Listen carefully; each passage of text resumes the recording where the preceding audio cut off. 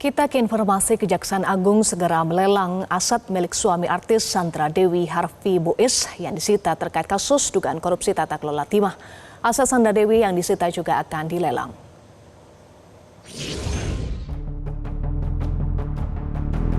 Kejagung belum memastikan kapan akan melelang barang milik Harvey Muiz. Aset Sandra Dewi yang disita juga akan dilelang. Tas-tas hingga kendaraan mewah milik Sandra Dewi termasuk yang akan dilelang oleh Kejagung. Namun nilainya dinyatakan belum cukup untuk membayar uang pengganti untuk terpidana korupsi timah Harvey Muiz sebesar 420 miliar rupiah.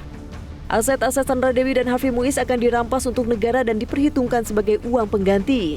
Lelang pun akan dilaksanakan usai dilakukan penilaian aset tersebut. Sebelumnya Harvey divonis 20 tahun penjara serta denda 1 miliar rupiah dan divonis membayar uang pengganti 420 miliar rupiah. Total aset dan harta yang disita Kejagung dari Sandra Dewi disebut belum cukup untuk membayar uang pengganti itu. Hal itu diungkapkan oleh penyidik Kejagung Max Jefferson saat sidang keberatan penyitaan aset yang diajukan Sandra Dewi. Kubu Sandra Dewi sebelumnya bersikeras bahwa tas mewah hingga uang di rekening deposito didapat dari hasil kerja sebelum menikah dengan Harvey.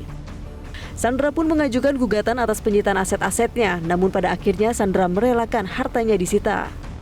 Dengan dicabutnya otomatis kan barang bukti yang dipermasalahkan sudah clear. Dan perkara ini kan sudah ingkrah. Untuk kasus Harvey Muiz sudah di Mahkamah Agung, tapi belum dieksekusi ya oleh penuntut umum. Tapi sudah ingkrah. 20 tahun kalau nggak salah. Dan kenakan uang pengganti kurang lebih 420 miliar. Tentunya terhadap barang-barang bukti yang disita termasuk kendaraan dan visual data nantinya akan dirampas negara untuk nantinya prosesnya dilelang dan diperhitungkan untuk membayar kerugian negara. Tim Liputan Metro TV.